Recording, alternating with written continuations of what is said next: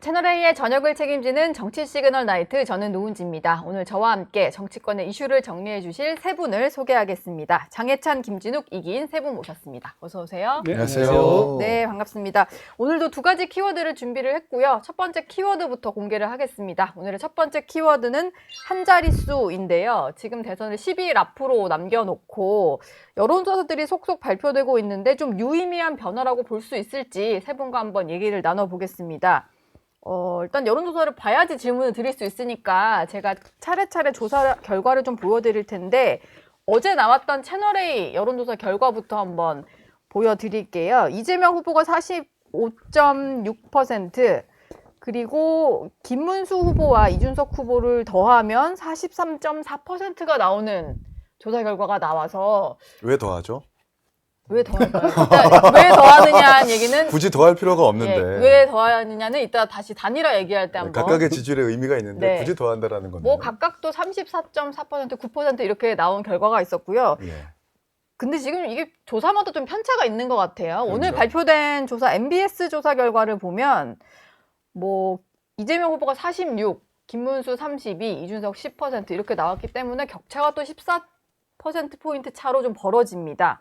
또 마지막으로 리얼미터를 좀 보여드리면, 이거는 보니까 한 자릿수 안으로 들어오긴 하는데요. 48.1, 38.6, 9.4% 이렇게 좀 나오고 있는데, 그래도 변하지 않는 것은 이준석 후보가 약간 두 자릿수를 왔다 갔다 하는 것 같고, 김문수 후보는 30%대, 그리고 이재명 후보는 40%대를 유지하는 이런 조사가 나오는 것 같아요. 근데 한 자릿수로 붙는 결과가 나오면서 이걸 좀 유의미하다고 해석하는 사람들이 있거든요. 뭐 국민의힘 해석부터 좀 들어볼까요? 그러니까 이제 조금씩 역전 드라마 시작이 되고 있다라고 자체 분석을 할 수밖에 없고요. 예. 그리고 여기에서 소개는 안 돼 있지만 오늘 발표된 데일리안에 의뢰한 공정 여론조사를 보면 이재명 후보와 김문수 후보가 각각 40% 초중반대를 기록하면서 오차 범위 내 한 3.2% 정도밖에 차이가 안 나는 예. 그런 조사도 물론 나오긴 합니다. 네. 근데 전반적으로는 이것보다는 격차가 좀 더 나오긴 하지만 네. 일부 ARS 조사에서는 오차 범위 내 접전 구도도 나오면서 사실은 대선 선거운동이 시작됐을 때만 해도 일단 국민의힘의 국회의원들과 정치인들 또 지역의 당원들이 조금 힘이 빠지고 풀이 죽은 상태였다면 네. 이제는 이거 한번 해볼만 하지 않을까? 우리 한번 힘을 모아보자. 어쨌든 보수층의 결집이 시작되고 있다는 게 긍정적인 현상인 것 같고요. 과거 저는 윤석열 대통령과 이재명 후보의 지난 대선 이야기를 좀 드리고 싶어요. 여론조사 공표 금지 기간이 일주일 정도 있지 않습니까? 네. 그 직전까지만 해도 지난 대선 떠올려 보시면 윤석열 대통령이 굉장히 넉넉하게 앞서 나갔습니다. 한 7, 8% 이긴다. 그래서 그 당시에 국민의힘에서는 우리가 한 10% 정도 승리할 거다라는 이야기를 공개적으로 하기도 했거든요. 예. 근데 일주일 사이에 급격하게 이 여론조사가 붙는 추세가 공표는 안 됐지만 물밑에서 감지되면서 뚜껑 딱 열어보니까 0.7% 차이밖에 안 났다는 거죠. 그러니까 이게 한 자릿수 차이만 되면 네. 한 8, 9%만 붙으면 일주일 사이에 1% 이내 초박빙을 만들 수 있다는 게 지난 대선에서 한번 입증이 되었기 때문에 예. 남은 일주일 동안 김문수 후보가 계속해서 힘을 내서 한 자릿수 이내로 조금씩 격차를 줄이기만 한다면, 그래서 오차 범위를 보통은 넉넉하게 한 5, 6% 정도로 보는데 그 정도 격차까지만 추격에 성공한다면 비공표 기간인 마지막 일주일 동안 승부는 뒤집을 수 있다라는 게 국민의힘에서 희망적으로 지금 보고 있는 시나리오 같습니다. 예. 이게 또 추세도 중요할 텐데, 민주당 입장에서는 추격하는 사람들이 계속 지지율이 오른다는 것은 좀 앞서가는 후보 입장에서는 지지율을 좀 뺏긴다는 의미일 수도 있잖아요. 물론 이제 무당층이랄까 뭐 대답을 유보한 사람들이 뭐 답을 정한 걸 수도 있겠지만 좀 불안감을 느끼시나요? 아니면 뭐 예상했던 결과다 이렇게 보시나요? 예상했던 결과다 이렇게 일단은 보고 있어요. 왜냐하면 선거가 본격적으로 진행되면 진행될수록 예. 보수 결집은 있을 것이다 라고 봤고, 사실상 지금 어느 정도의 보수 결집, 그러니까 마지막 남은 단일화의 퍼즐, 이준석 후보를 제외한 다른 보수 결집은 이루어졌다고 보거든요. 예. 일단 윤석열 전 대통령이 저희가 볼 때는 탈당 쇼를 했다라고 라고 보면서 어쨌든 윤석열 전 대통령을 지지했던 윤어게인 쪽까지도 지금 국민의힘에다가 이제 몰아줬고 우리 공화당도 국민의힘을 지지했고 예. 또 자유통일당 같이 이 아스팔트 우파라고 하는 분들도 이번에 독립된 후보를 출마시켰었지만 사퇴를 결국은 했고. 사퇴하고 예. 김문수 후보를 지지하는 걸로 갔잖아요. 결과적으로 보면 조용조용하게 사실상의 보수 우파, 구구까지 포함하는 이 세력은 이미 단일화에 성공했다. 이렇게 보이니까 네. 보수의 결집도는 높아질 수 있다라고 보는데 문제는 이제 이 보수의 결집도가 어느 쪽을 빼가느냐 하는 건데 이제 어차피 지지율은 100이니까 제로섬이잖아요. 어느 네. 쪽이 높아진다는 것은 어느 쪽이 일부 뺏긴다라는 건데 저희가 볼 땐 다행스러운 건 현재까지의 추세상으로 보면 저희 민주당의 이재명 후보 쪽의 것보다는 지금 이제 그 아까 말씀 주셨던 무당층이라든지 아직 선택을 유보했던 층들께 일부 모이고 있고 거기에 또 이준석 후보도 같이 동반 상승 약간 하면서 네. 이 부분이 지금 정리가 이제 마지막 정리가 어떻게 될 건가 하는 부분만 남아 있다. 예. 그렇다면 지금 뭐 저희가 볼 때는 최종 결과를 안심할 정도로 저희가 넉넉하다고 보지는 않아요. 그래서 저희도 굉장히 지금 긴장하고 있고 최대한 한 분 한 분을 더 설득해 가겠다라는 그런 그 메시지들을 내고 있는 중이라고 보이죠. 개혁신당 보시기엔 어떻습니까? 이준석 후보가 두 자릿수 득표하는 여론조사도 좀 많이 나오고 있는데, 네. 예, 우선은 김문수 후보의 지지율이 오르는 건 제가 분석하기로는 김문수 후보의 경쟁력 때문에 오른다기보다는 최근 이제 선거운동에서 이재명 후보가 연일 이어지고 있는 실언들, 뭐 커피 120원이라든지 호텔 경제학이라든지 예, 이런 것들을 그냥 반성하지 않고 계속해서 밀어붙이는 것을 보고 사실상 투표를 포기했던 보수 유권자들에게 투표의 동인을 만들어준 것은 아니냐 오히려. 그래서 반사의 이익을 얻고 있다고 좀 보고요. 네, 저희 이제 윤석 후보 캠프 측에서는 사실 10%라는 지지율 기준이 사표 심리를 해제하는 그 기준 절대선이라고 봤는데 오늘 MBS에서도 그렇고 무등일보가 의뢰한 그 갤럽 조사에서도 그렇고 10% 이제 100분율로 따지면 11% 넘게 나오거든요. 네, 이건 이제 그 첫 번째 토론 장면을 보고 이제 투표를 포기했었던 보수 유권자들이 김문수 후보로는 이재명 후보를 상대할 수 없겠다. 그리고 뭐 호텔 경제학이라든지 아주 거세게 압박하는 모습을 보면서 이준석 후보에게 투표를 해주면 사표가 아니라 어쩌면 이재명 후보를 상대할 수 있는 유일한 보수 후보일 수 있겠구나라는 생각이 조금씩 싹 트는 것 같아요. 그리고 MBS 조사를 보면은 이재명 후보가 지난주에는 49%에서 이번 주에 46%를 기록했는데 예, 공교롭게도 이준석 후보가 지난주에는 7%였다가 10% 오르거든요. 그러니까 빠진 만큼 오릅니다. 이 말인즉 네, 김문수 후보에게는 안 갈 거니까요. 그러니까 자영업자 내지는 젊은 층들이 봤을 때 그러니까 이재명 후보를 동의할 수 없는 표들이 이준석 후보에게 간다라고 가정이 되는 거고 아무리 구도가 세게 잡힌 이번 선거라 하더라도 민주당이라 하더라도 표의 유동성이라는 것이 입증되는구나라고 저희는 분석할 수 있겠습니다. 예. 근데 아까 왜 채널A 여론조사를 저렇게 더 하셨죠?라고 하셨는데 이제 좀 얘기를 해야 될 것 같아요. 단일화에 대한 말들이 많이 나오고 있습니다. 근데 뭐 조금 전에 이준석 개혁신당 후보가 또 공식화했죠. 채널A 출연하셔가지고 또 더 얘기를 했고 앞서 5시 회견에서도 단일화는 없다. 안 한다.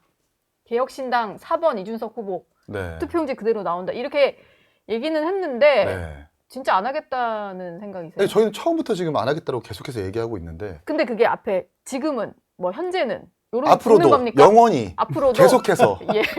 쭉 그냥 계속 아니, 안 할 그 정도로, 거거든요. 그 그러니까 정도로 왜 안 그러냐면 예. 저희 그냥 안 하겠다고 고집 부리는 게 아니라 그러니까 김문수 후보라는 표의 성질과 이준석 후보가 받는 표의 성질은 엄연히 다릅니다. 김문수 후보의 표의 성질이라고 하는 것은 계엄에 찬성하고 탄핵에 반대했던 큰 덩어리가 있는 것이고 이준석 후보는 반대잖아요. 계엄에 반대하고 탄핵에 찬성했었던 그리고 이준석 후보를 지금까지 계속해서 지지해왔던 지지층들은 국민의힘의 여러 잘못들을 계속해서 인정하고 비토하고 지적해왔던 그 큰 덩어리인데 이 두 지지층이 호환이 안 될 것이 뻔하잖아요. 네. 단일화라고 하는 것은 이제 사실 1 더하기 1은 2인 것처럼 산술적 통합의 단일화가 되어야 되는데 나누기 내지는 빼기 효과밖에 저희는 보지 못한다고 보기 때문에 단일화는 없다. 그리고 저희가 개혁신당을 왜 만들었나요?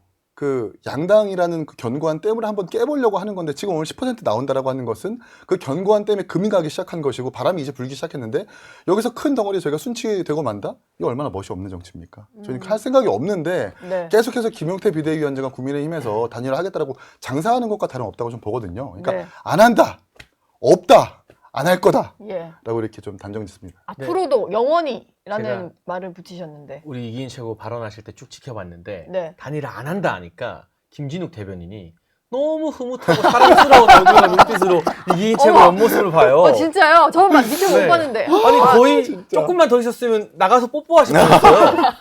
그러니까 이게 뭐냐? 네. 저는 이 개혁신당과 이준석 예. 후보의 그 결단이나 이런 의견 등을 100분 존중합니다만 네. 결과적으로는 민주당과 이재명 후보 입장에서 이준석 후보가 독자 완주하는 게 너무 이쁘고 너무 고마운 일이 되는 것 아닌가. 그렇다면 보수의 적장자를 자처하는 입장에서 사실은 계엄과 탄핵은 어떻게 보면 과거 역사의 문제가 되었고 헌재의 심판을 이미 받았고 형사법정에서 또 판결을 앞두고 있고 지금 미래를 바라봤을 때 이재명이라는 제 기준에서는 암군이고 혼군이 될 수 있는 지도자가 5년 동안 국가를 통치하게 되면 네. 제어할 수 있는 견제 권력도 없거든요. 음. 국회 다수 의석을 가지고 있기 때문에 이 미래가 너무나 망가질지 모른다는 그 대의명분 앞에서 이준석 후보와 개혁신당도 뭐 국민의힘이나 김문수 후보가 다 마음에 들진 않더라도 힘을 합쳐야 되는 건 아니냐 이런 요구를 저는 김용태 위원장이나 다른 정치인들이 열심히 하더라도 정치인들이 단일화를 성사시키는 건 불가능하다고 봐요, 솔직히.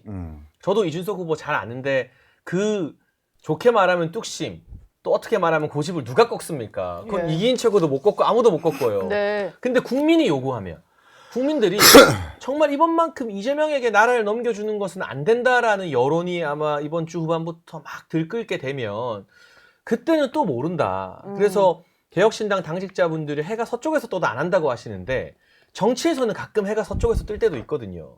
뭐 DJP 연합 누가 알았습니까? 그래서 저 의사를 존중하면서도 김진욱 대변인의 꿀 떨어지는 눈빛을 보니까 예. 저걸 막기 위해서라도 우리가 그래도 약간의 0.1%의 여지는 좀 열어둬야 되는 거 아닌가 하는 간절한 마음이 생긴다는 거죠. 아무리 개혁신당이 선을 긋더라도 국민의힘은 계속 단일화를 위한 노력은 해야죠. 할 것이다. 네. 왜 이렇게 꿀 떨어지는 얼굴로 제가 원래 보신 겁니까? 웃는 상이에요. 웃상이셔요. 제가 원래 웃상이에요. 네.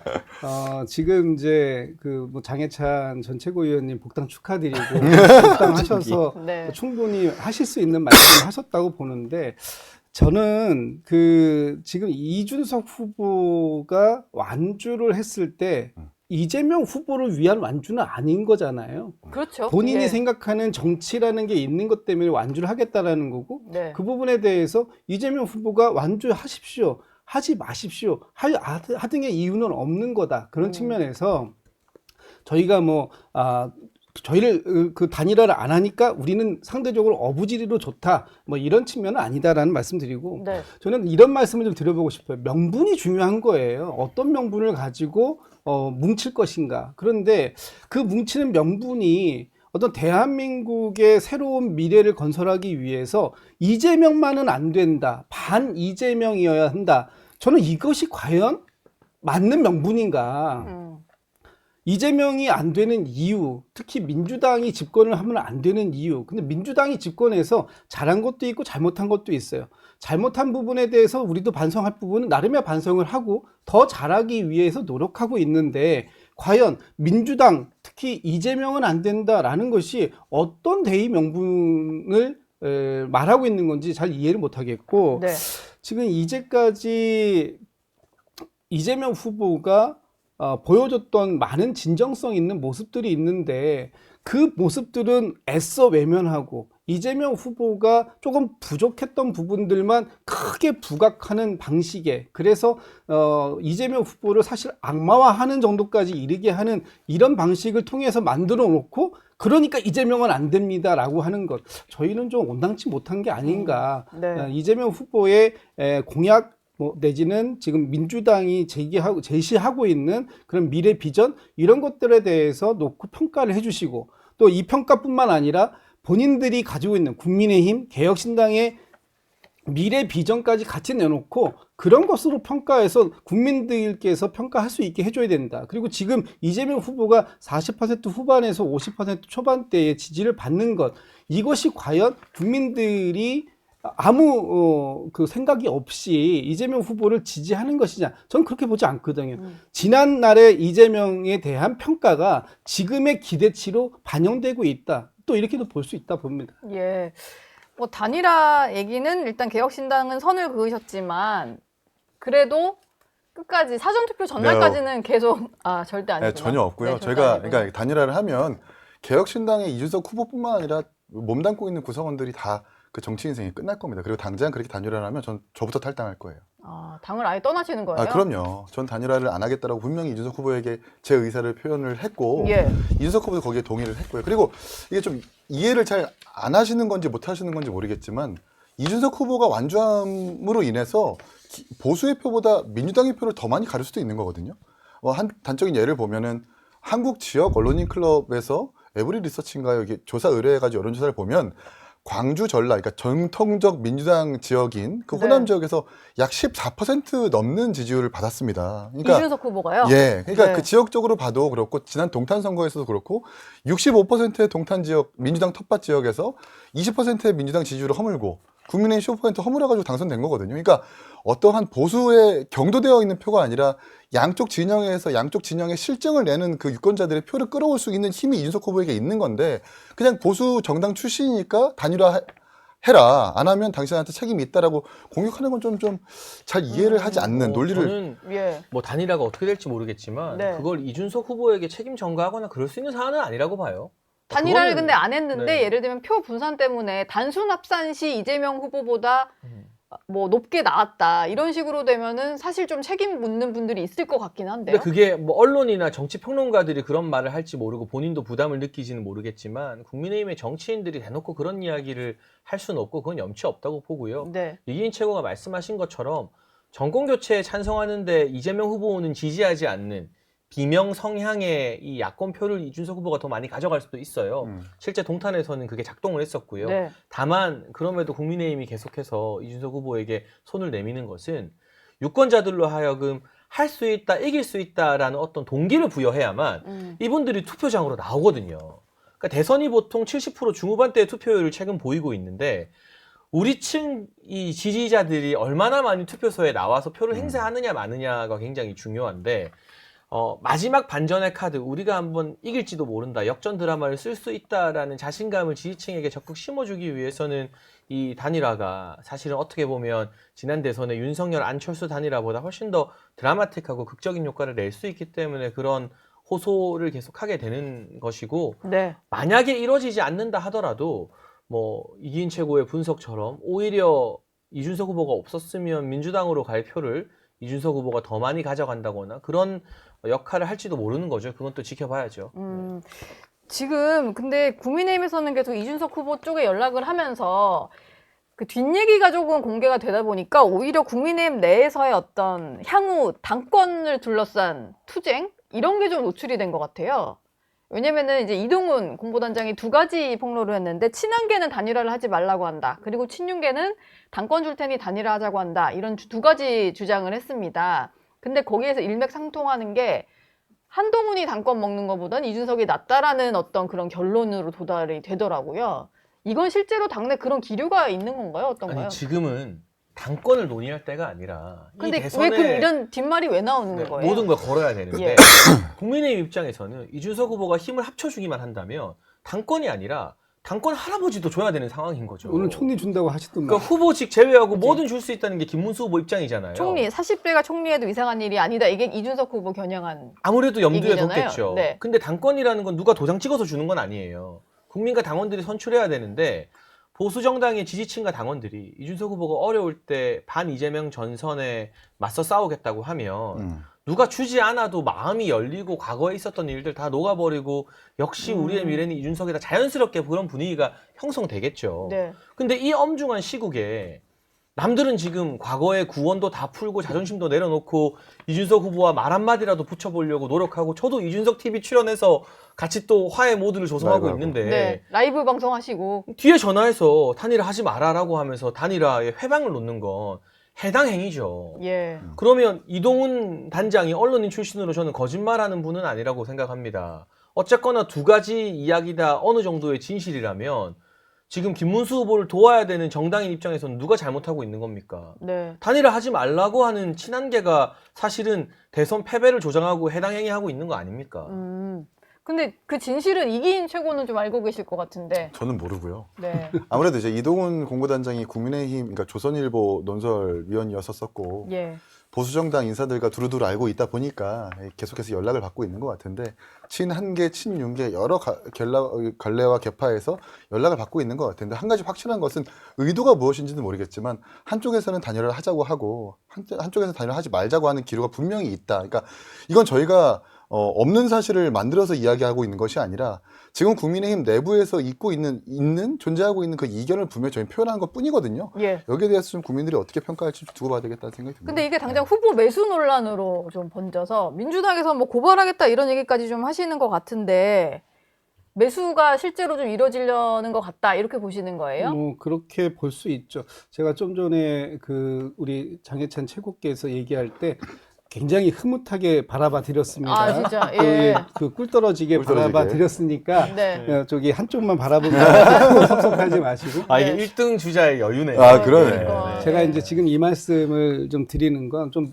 아프게 좀 들으셔도 이해해달라 이런 표현을 좀 미리 말씀드리는 건데 지금 이제 국민의힘에서는 단일화라고 얘기하는데 이게 말이 좋아 단일화지 사실상 후보 사퇴 압박인 거잖아요. 예. 뭐 어떤 단일화를 누가 이길지 모르는 상황에서 같이 그 협상을 통해서 해서 김문수 후보가 이길지 아니면 이준석 후보가 이길지 모르니까 우리 그렇게 한번 해봅시다라고 얘기하는 게 아니라 김문수 후보가 되는 단일화, 김문수 후보는 후보직을 절대 사퇴할 의사가 없는 상태에서 이준석 후보에게 사퇴를 압력을 놓고 있는 거기 때문에 지금 이 단일화가 이루어질 수 없는 그런 지경에 이르는 것이다라고 보이고 예. 두 번째 그 과정에서 지금 국민의힘의 소위 친윤계 인사들이라고 하시는 분들이 이준석 후보 측에다가 얘기했다라는 게 그거잖아요. 후보만 사퇴한다면 우리가 당의 주류 세력이니까 다음번 전당대회 때 다시 당권을 이준석 후보에게 줄 테니 그걸 가져가시라. 지금 그렇게 얘기했다라는 거잖아요.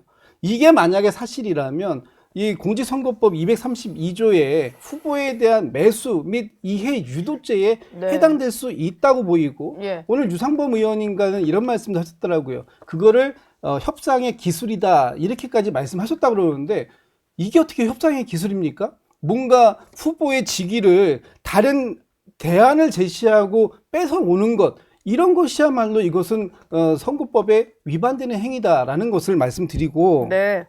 지금 그 이준석 후보가 오늘 굉장히 명쾌하게 선을 그었어요. 난 단일화 안 한다. 이것을 더 이상 얘기하면 제가 볼 때 스토킹 되는 거예요. 스토킹이죠. 예? 스토킹 되는 거예요.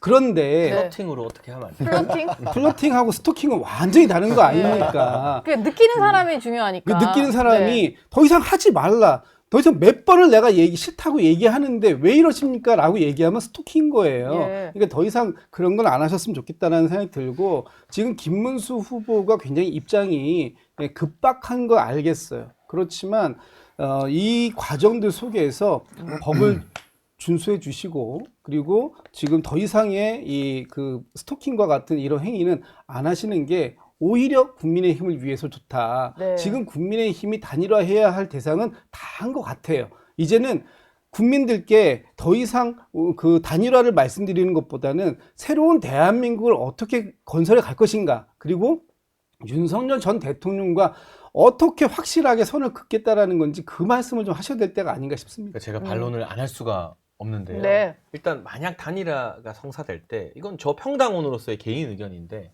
일방적 후보 사퇴가 아니라 이재명 후보와의 양자 대결 경쟁력을 조사하는 방식의 여론조사를 취한다면 누가 양보하고 마는 게 아니라 둘 중에 경쟁력 높은 사람이 선택받는 거잖아요. 네. 그러니까 저는 그런 방식도 얼마든지 전향적으로 국민의힘에서 검토할 수 있지 않나라는 생각을 개인적 의견으로 가지고 있고요. 두 번째, 이게 막 후보자 매수제 논란은 너무 나간 것 같아요. 네. 일단 이준석 후보가 오늘 본인의 입으로 당권 준다 이런 이야기 나는 직접 들은 바 없다라고 선을 그었고 네. 과거 DJP 연합을 돌이켜보면 총리 자리와 내각 구성권의 절반을 줬습니다. 이거 후보자 매수제인가요? 이게 민주당이 자랑하는 최초의 어떤 민주적 정권 교체 DJ 정부를 수립하게 한 DJP 연합의 산물이잖아요. 네. 저 논리대로라면 김종필 전 총리에게 총리직과 내각 추천권 절반 준 거, 그럼 김대중 전 대통령 후보자 매수죄로 처벌받아야 되나요? 이거는 어떤 정치적 상상력과 그런 논의의 장을, 아니 뭐 허위사실 공표죄도 없애겠다는 분들이 다 분리하면 또 법 들고 와가지고 재단하는 거, 네. 이거 원래 민주당이 안 좋아하던 검사 정치를 지금 똑같이 하고 있다. 네. 요 반박은 제가 꼭 드려야 될 것 같습니다. 이렇게 양당의 싸움이 싫으시다면 개혁신당이 이준석 후보에게 한 표를 부탁드리겠습니다. 예. 그 개혁신당이 좀 진짜 생각하시는 건 지금의 어떤 추이로도 좀 경쟁력이 끌어올려지고 있다. 그리고 내일 23일에 있을 토론회를 좀 분수령이다 이렇게 그렇죠. 보시는 것 그러니까 같아요. 첫 번째 토론에서 여러분들 그 온라인 커뮤니티나 온라인 뭐 쇼츠, 릴스, 젊은 사람들이 많이 보는 여러 가지 미디어와 매체에서 볼 수 있듯이 호텔 경제학에 대해서 막 조롱하는 밈들이 스스로 만들어지고 심지어 막 대학 교수분들도 그것에 동의하지 않는다라는 평론이 나오는 정도예요. 예. 사실 그걸 끌어낸 게 이준석 후보였었는데 그냥 단순히 끌어낸 게 아니라 정확하게 유효타를 많이 때렸다고 주변에서도 많이 평가를 하더라고요. 그래서 아마도 김문수 후보뿐만 아니라 이준석 후보까지 이 지지율에서 동반 상승을 시킬 수 있는 그런 동인을 만든 것 같습니다. 저희는 두 번째, 세 번째 토론에서 첫 번째 토론이 물론 분수령이었지만 두 번째, 세 번째 토론에서 이재명 후보에 대한 여러 가지 정책적 결함들, 그리고 실질적인 문제들을 지적하면서도 개혁신당이 가지고 있는, 그리고 이준석 후보가 대통령이 된다면 어떤 비전과 어떤 능력으로 국정을 이끌어 갈 것인지를 명확하게 보여줄 것이기 때문에 10%를 깼으니까 앞으로도 계속해서 오를 일만 남았다라고 저희는 희망하고 평가하고 있습니다. 알겠습니다. 지금 저희가 얘기하는 동안 호텔 경제론이 또 끊임없이 등장을 해서 두 번째 키워드에서 한번 얘기를 나눠볼까 하는데요. 오늘의 두 번째 키워드는 기본사회입니다. 이재명 후보가 오늘은 기본사회까지 좀 꺼내 들었는데 공통 질문으로 좀 한 가지를 드리고 차례차례 답을 들어볼게요. 호텔 경제론이 한창 논란이 와중에 이게 또 기본소득, 기본사회라는 거는 아예 대놓고 정부가 돈을 풀겠다 뭐 이런 걸로 좀 해석이 되는데 굳이 이걸 꺼내든 이유가 있습니까? 일단 그 용어를 좀 정정을 좀 해야 될 것 같아요. 예. 호텔 경제론이라는 것은 이재명 후보가 명명한 건 아니고 이준석 후보 쪽에서 예. 명명을 해 주셨습니다. 거기에 뭐 노쇼 경제, 뭐 노쇼 경제라고 또 네. 얘기하시는 또 그 분도 계시던데 네. 지금 제가 이제 드리고 싶은 말씀은 그거예요. 그 이재명 후보가 일부 설명이 좀 부족했다 이런 비판 저는 뭐 있을 수 있다고 봅니다. 왜 그 본인이 하고자 하는 얘기를 너무나 극단화시키고 단순화시켜서 설명을 했느냐 이런 지적에 대해서는 저희도 수용이 돼요. 그런데 이 얘기를 하게 됐던 가장 근본적인 이유, 지금 우리 경제가 굉장히 어렵다. 예. 잠재 성장률도 이제 KDI에서는 0%대의 그 예측을 내놓고 있지 않습니까? 그렇다면 지금 국가가 매번 돈을 풀기만 할 수는 없어요. 그러면 뭐 인플레이션도 생기고 뭐 그러니까. 다만 어려운 순간에 뭔가 경제가 지금 꽉 막혀 있어서 돈맥경화라든지 이런 것들이 걸려 있을 때는 어느 순간에는 정부의 역할이 필요하다. 그것을 우리가 이제 재정 지출이라고 얘기하지 않습니까? 그런 걸 투입하고 그것이 이 순환이 이 돈의 순환을 만들어낼 때 이런 것들이 순환 경제의 방식으로서 그 부가가치를 창출하고 노동 시장도 좀 활성화될 수 있는 네. 소위 경제 활성화 방식의 일환을 이제 설명하기 위한 방법이었다라는 것이 이제 볼 내용이고 그런 과정들을 조금 더 체계적으로 좀 충실하게 설명할 수 있었다면 더 좋았겠다라는 저도 아쉬움이 있습니다. 네. 오늘 이제 다시 한번 기본 사회를 꺼냈던 부분에 대해서 왜 이 시점에 이렇게 다시 얘기를 하느냐라고 얘기하시는데 사실 이 기본 사회라는 것과 성장이 그 받침이 되어야 된다라는 것은 저희는 다르게 생각하지 않아요. 이거는 연결되어 있는 거예요. 동전의 앞뒷면 같은 건데 우리가 사회생활을 하는 데 있어서 성장이 이루어지지 않으면 뭔가 분배가 안 되겠죠. 그런데 더 큰 성장을 만들어내면 뭔가 이 사회의 격차는 줄어들 수 있어요. 특히 사회의 안전망을 두텁게 만드는 건 성장이 기본이 돼야 되는 건데 우리 헌법에 이렇게 규정되어 있습니다. 행복 추구권이라는 게 있잖아요. 그리고 인권을 바탕으로 모든 국민들이 어느 일정한 이 인간으로서의 삶을 영위할 수 있는 그런 부분들을 국가가 책임져 줘야 된다라는 게 있어요. 네. 이런 것들을 우리가 소위 얘기하는 기본이 갖춰져 있는 사회라는 것이고 그런 사회를 만들기 위해서 우리의 이 성장의 목표가 있는 거 아닙니까? 그 성장의 목표를 요 기본 사회를 인간의 삶을 영위하는 걸 인간답게 살 수 있는 삶을 영위하는 그런 시스템을 만드는 쪽으로 가져가겠다. 이런 어떤 방향성을 제시한 건데 네. 마치 그게 그냥 기본소득 나눠주고 국가는 무조건 성장은 도외시한 채 있는 돈을 퍼주면서 계속해서 국가의 부채를 늘려나가는 방식 이거는 좀 위험하지 않냐 이렇게 이제 해석들을 하시는데 네. 그건 아니다. 그런 부분을 좀 말씀드리고 싶어요. 근데 국가 부채가 지금 너무 적으니까 더 늘려도 된다라는 게 이재명 후보 일관된 생각이잖아요. 적으니까는 아니고요. 예. 우리가 OECD 기준으로 봤을 때는 우리가 감당할 수 있는 수준이 어느 수준인가? 그러니까 각 나라마다 예를 들면은 100%, 50% 이렇게 있을 때 모든 나라가 이걸 일률적으로 적용할 수는 없어요. 예. 그 나라가 감당할 수 있는 경제 체력을 가지고 있을 때 뭐 어떤 체력은 뭐 미국 같은 경우에는 한 200%, 300%도 감당할 수 있으면 하는 거죠. 네. 우리가 감당할 수 있는 체력이 어디까지인가라는 걸 진단해보고 또 우리의 체력을 그만큼 키워낸다면 성장을 통해서 그렇다면 우리의 그 어떤 부채 능력 이런 것도 조금 높일 수 있는 여지가 있다라는 얘기인 거죠. 예. 근데 저는 우리가 수출 주도형 국가잖아요.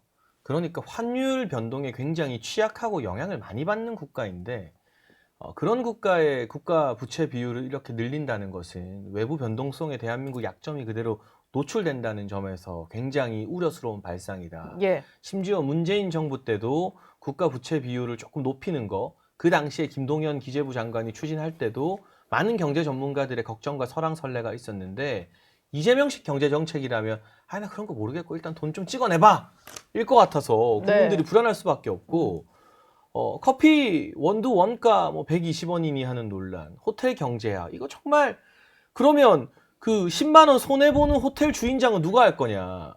소위 말하는 이재명 후보 팬덤인 개딸 중에서 그 호텔 경제학에 나오는 호텔 주인은 하고 싶은 사람 있느냐 했을 때 아무도 그 손해는 안 보고 싶을 거잖아요. 예. 중간에 누군가는 돈을 버는데 결국에는 호텔 주인 혼자 10만 원 취소되고 환불되면 10만 원 손해 보는 네, 거잖아요. 노쇼 피해만 보는. 그러니까 그거를 누가 할 거냐는 거죠. 그러니까 이런 아주 기초적인 경제 분야에서의 무지라던가 본인의 실언을 또 인정하지 않고 끝까지 고집 피우는 모습을 보이는데 이재명 후보가 계속해서 경제 이야기를 하고 이 와중에 기본 사회 이야기까지 하는 건 저는 이미 권력에 취한 오만이라고 봐요. 윤석열 전 대통령도 예. 한 고집으로 유명했잖아요. 정치권에서. 네. 그렇지만 대선할 때는 논란이 생기면 사과하고 납작 엎드리고 그랬거든요. 그게 선거입니다. 선거 때는 무조건 나뭇가지 하나만 떨어져도 몸살이게 돼 있고 죄송합니다, 미안합니다 하는데 이 선거 때마저도 커피 120원 내가 틀린 말 했냐.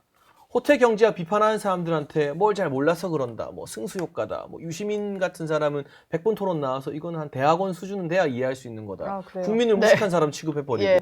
이러니까 아니 대통령 되기도 전에 저렇게 뻣뻣하고 오만하고 실수를 인정 안 하는데 대통령 되면 아주 난리 나겠네라는 불안감이 국민들 사이에서 지금 스멀스멀 올라오고 있는 것 같아요. 예. 저는 이재명 후보가 본인의 약점을 좀 보완하려고 했다면 기본 사회위 설치만 주장할 게 아니라 기본 사회위 설치에 따라서 들어가는 통장 그리고 어떤 예산 추계 등을 좀 구체적이긴 아니어도 어느 정도 대략적으로 좀 국민들에게 보여줄 필요가 있을 거라고 생각을 해요. 근데 그렇지 못하고 그냥 돈을 어떻게 쓰겠다라고 하는 비전만 보여주니까 국민들이 좀 불안해하는 건데, 그러니까 쉽게 말해서 성남시정처럼 국가를 운영하겠다라는 거거든요. 그때 이제 이재명 시장 경기도정도 아니고 경기도정도 성남시정? 마찬가지고요. 예. 그러니까 성남시정에서 이재명 후보가 가장 이제 각광받고 또 전국적으로 이름을 날리게 됐었던 그 중요한 계기는 그 3대 무상복지였잖아요. 그게 예. 무상교복과 청년 배당과 무상 산후조리입니다. 근데 말은 거창하죠. 산후조리는 정말 산후조리원을 설치하는 것 같고 무상교복은 교복에 있는 거품을 빼는 것 같이 느껴지는데 그게 아니거든요. 무상교복이라고 말을 하지만 결국 수요자들한테 통장에다가 30만 원을 그냥 입금해 주는 것 뿐이었어요. 교복을 안 사도 되는 거네요, 그러니까 그러면? 무상 산후조리 같은 경우에는 산후조리원을 별도로 설치를 하는 것이 아니라 지역사랑 상품권 25만 원을 분기마다 25만 원씩 주는 거였고요. 네. 기본소득 청년배당은 1년에 4분기에 100만 원 그냥 지역사랑 상품권 주는 거였습니다. 그러니까 주제와 이름만 다를 뿐 똑같이 현금과 지역사랑 상품권을 보내는 것 뿐이었거든요. 그럼 그 재원은 어디서 나왔느냐? 이재명 후보가 계속해서 뭐 보도블록을 아껴갖고 재활용했었고 뭐 있는 복지를 줄여가지고 했다. 그게 다 거짓말이었거든요. 사실은. 그러니까 직접적으로 자료 요청을 해서 재활용됐었던 임기 내에 보도블록 재활용 현황을 받아보니까 없음. 해당 사항 없음이라고 나온 거예요. 아, 그러니까 본인은 입으로 예. 우리는 보도블록을 재활용하면서 예산을 아껴가지고 이런 복지를 만들었다고 얘기를 하는데 시의원이 가지고 있는 자료 요구권을 통해 가지고 확인을 해보니까 최근 5년간 보도블록 재활용 해당 사항 없음이라고 나와 있어요. 나중에 제가 제 페이스북에 공개를 하기도 했습니다. 그러니까 예. 그 재원은 거기다 없었었고요. 심지어 성남이라고 하는 것이 구도심과 신도심으로 나눠져 있는데 구도심 이게 수정 중원구죠. 거기는 이제 아주 오래된 도시이기 때문에 재개발 재건축이 한창 이루어져야 될 도시이기도 합니다. 예. 재개발 재건축이 이루어져야 될 그 도시에 적금처럼 부어있는 그 지역개발기금 같은 것들을 깨서 이 3대 무상복지를 한 거거든요. 그러니까 우리가 청약통장 붓고 그 청약통장을 깨가지고 돈을 지출한 거랑 똑같은 거예요. 그러니까 그 성남시정처럼 지금 국가를 운영하겠다. 그러니까 결국 성장의 어떤 동력 내지는 어떻게 재원을 마련하겠다는 말 없이 이렇게 하겠다. 하우투가 없는 거죠. 전 그거 예고편 스포일러라고 생각을 합니다. 사실 어떻게가 없다라는 거는 토론회 때도 이준석 후보도 계속 지적을 했던 부분이고 사실 유권자들도 어떻게 할 건지가 더 구체적으로 나오면 그 공약에 좀 신뢰가 가기는 가거든요. 그러니까 이제 공약을 이 대선 기간 중에 말씀드릴 때 아주 세부적으로 방법론까지를 다 정리해서 말씀드릴 수 있는 것도 있고 예. 또는 지금 이재명 후보가 오늘 기본사회 공약을 얘기하면서 뭐 예를 들면 생애소득 보장이라든지 공공의료라든지 주 4.5일제라든지 이런 얘기들을 이제 쭉 하는 건 사실은 어떻게 보면 방향성을 얘기하고 있는 것이에요. 앞으로 이 방향성을 실천해 가기 위해서는 정치권이라든지 아니면 우리 사회의 공론화를 통해서 더 많은 의견을 모아야 됩니다. 우리가 무슨 공산사회도 아니고 예. 그냥 내일부터 바로 이렇게 합니다라고 선언하면 할 수 있는 건 아니잖아요. 예를 들면 4.5일제 같은 경우도 사회적 합의가 필요한 거예요. 지금 우리 사회가 주 5일제 하잖아요. 예전에 제가 어렸을 때는 5.5일제였었습니다. 토요일 오전까지 일을 했었으니까. 근데 그 5.5일제를 5일제로 바꿀 때도 상당히 많은 사회적 논의가 있었어요. 그리고 그 논의가 굉장히 우려도 많았고, 네. 그 우려에도 불구하고 어쨌든 논의를 모아서 공론의 장에서 모아서 그걸 5일제를 시행하고 지금은 이제 5일제가 너무나 당연한 것처럼 받아들여지는 거잖아요. 그러니까 뭔가 새로운 하나의 변화를 만들어내기 위해서 누군가는 깃발을 들어야 되는 거고 그 깃발을 지금 이재명 후보가 들었다라고 이해해 주시면 이게 왜 이렇게 구체적이지 않은 거예요? 라는 말씀을 사실은 그렇게 비판적으로 하실 수는 없다. 그러니까 저는 이제 단순히 예산 추계만 말하는 게 아니라 특히 4.5일제 같은 경우에도 이 경제적 허리의 근간을 흔들 수밖에 없는 전 정책이라고 보는 게 생산 일수를 하루를 줄인다라는 거예요, 기업에. 그렇잖아요? 근데 이재명 후보가 지금 주장을 하고 하는 것은 임금 삭감이 없는 생산 일수를 하루 줄이겠다라는 거예요. 그러면 그 충격은 누가 받습니까? 그럼 기업 사측이 받는 거잖아요. 그럼 기업 사측에서 생산수가 하루가 줄어들고 부담하는 삭감은 누가 부담할 건데요? 그럼 기업에서 돈을 더 내줘야 되는 것밖에 안 되는 거거든요. 예. 생산품은 떨어지는 거고. 네. 그리고 심지어 가장 피해를 보는 것은 개인 사업자, 자영업자인데 개인 사업자 당장 이 채널A 앞에 있는 상권만 하더라도 주 5일제로 근무하는 회사원들의 어떤 점심과 저녁으로 그 매출을 올리는 자영업자 입장에서는 주 4일로 줄어드는데 그 문제는 어떻게 할 겁니까? 이거에 대한 그러니까 이 세세하게 되게 지엽적으로 지적하는 것이 아니라 경제의 근간을 흔들 수 있는 그 우려점을 명쾌하게 해소해달라고 주장을 하는 건데 거기서 방향을 봐달라. 아무런 문제가 없을 것이다. 과거에도 우리가 일수를 줄였는데 그 방향을 어떻게 납득할 수 있겠느냐라고 얘기를 하면 계속해서 말이 겉도는 거거든요. 그래서 구체적인 최대한 비전과 방법들을 제시하는 것이 국가 지도자로서 맞는 것이다라고 저희는 주장하는 것이죠. 예. 그 부분도 제가 이제 조금만 짧게. 네. 아니, 그러니까 맞는 말씀도 있어요. 그러니까 제가 지금 얘기하는 거는 우리가 사회적인 합의를 어떤 방식으로 만들어 갈 것인가, 끌어낼 것인가 하는 부분. 근데 이 사회적 합의라는 것도 누군가 문제 제기를 하지 않으면 아무런 합의가 이루어지지 않는 거예요. 그런 부분에 있어서 지금 지금 이 과거에 우리가 생산성을 얘기할 때 노동력으로만 하던 걸 뭐 AI나 또는 다른 방식의 기계가 많이 도입이 되면서 첨단 예. 산업들이 도입이 되면서 사실 5.5일제를 5일제로 바꿨고 지금의 4.5일제로 간다라는 것도 다른 생산성을 대체할 수 있는 방법들이 이제 있을 수 있다라는 거거든요. 모든 부분을 똑같이, 그러니까 뭐 1차, 2차, 3차 산업에 있을 때, 4차 산업까지 있을 때 모든 걸 똑같이 할 수는 없어요. 예. 약간 단계적일 수 있겠죠. 그렇지만 방향이 그 방향으로 가는 게 맞다면 우리가 곧 산업이 고도화되고 생산성은 높아지고 그러면 그 남는 유휴 시간들이라는 게 생기고 그 유휴 시간을 어떤 방식으로 다른 활용도를 찾을 것인가 하는 부분은 이제 논의에 가야 할 시점은 되었다. 네. 소위 AI 시대가 왔기 때문에 그래서 아젠다를 던지신 거다. 그런 아젠다를 던져야 이게 지금 또 선거 때 이런 아젠다를 던질 수밖에 없는 거 아닙니까? 네. 이런 아젠다를 던지고 국민들께 동의를 구하고 그 동의를 구한 상태에서 정책적인 수기의 단계로 들어가야 되는 것이 이것이 저는 맞는 합리적인 로드맵인 것 같은데 네. 그런 부분에 대해서 좀 동의를 좀 해주시면 좋겠다는 생각이 저도 들어요. 짧게 두 분이 길게 아, 토론하셨으니까. 그래서 안 그래도 네. 지금 저희가 마무리해야 될 시간이라서 장희찬 최고 얘기 듣고 마무리할게요. 근데 하우투가 빠지면요. 네. 그건 대국민 사기예요. 음, 그리고 우리 국민들이 이제 대한민국이 무슨 실험판이 되는 걸 원치 않아요. 네. 국제 정세도 지금 너무 혼란스럽고 상당히 강력한 캐릭터의 지도자들이 너무 많이 주요 국가에 등장했기 때문에 대한민국을 좀 안정적이고 차분하게 이끌어갈 수 있는 리더를 원하시는 것 같아요. 제가 예측이 봤을 좀 때는. 가능하고. 네. 네. 저한테 만약에 그런 식으로 아젠다를 던져라. 저 일단 테슬라를 만들겠습니다. 그리고 한국판 엔비디아 만들고 또 마이크로소프트도 하나 만들까요? 예. 근데 던지라고 하면. 하우투가 빠지면 그냥 잘 하겠습니다. 예산 네. 많이 써서. 아니 그게 아니라 구체적인 내용을 말해주세요. 아니 왜 이렇게 극단적으로 따지시는 거죠? 이게 지금 이재명 후보가 토론에서 보여준 어법이고 민주당의 태도거든요. 190석에 달하는 민주당 성향의 의석을 가지고 있는 책임 있는 정당이라면 공약 하나나 정책 하나를 말할 때 이게 또 탄핵 이후에 이루어지는 준비 기간 없는 이 임기 시작되는 대선이기 때문에 구체적인 방법론을 제기하지 않는 건 국민 앞에서의 직무유기라고 생각합니다. 좀 상대적으로 작은 정당이 실험적인 아젠다를 던지는 건 군소정당이니까 하고 이해가 되는 측면이 있어요. 그런데 수권 정당이라면 네. how to 국민들을 설득할 수 있는 구체적인 방법론까지 평소에 만들어 놓고 책임질 수 있는 이야기만 하는 게 저는 바람직한 자세라고 생각합니다. 예.